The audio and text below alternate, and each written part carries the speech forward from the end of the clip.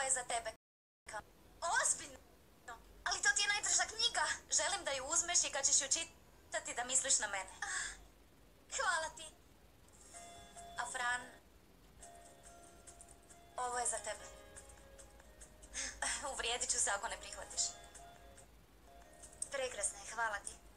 Molim vas da sad ne plaćemo. Ne, nećemo. Ali neće biti isto bez tebe, shvaćaš?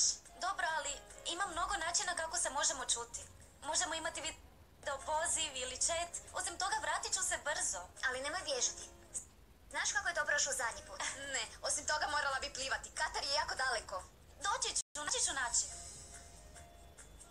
Nedostajat ćete mi, cure. I ti nama. Volim vas jako. I mi tebe.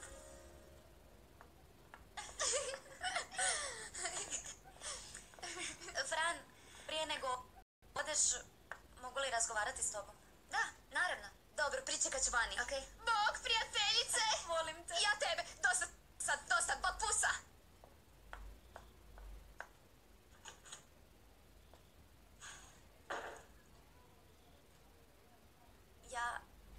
Željela sam te... Nema što reći.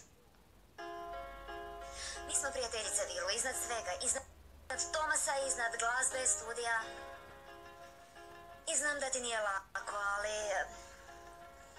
Moraš zaboraviti što ti govori glava i slušaj srce. Ali... Da je Tomas ljubav mog života i ja njegova, ne bismo sada razgovarale o tome. Što... Da... Rekla sam ljubav mog života. Mlade smo, Vilu. Imamo cijeli život pred sobom i dogodit će se još mnogo toga. Želim pasti još nekoliko puta da bih naučila. Želim se razvijati, želim saznati tko sam, sve to.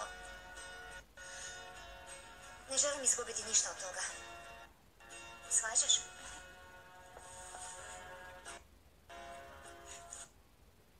Volim te. Nedostajat ćeš mi. I ti meni.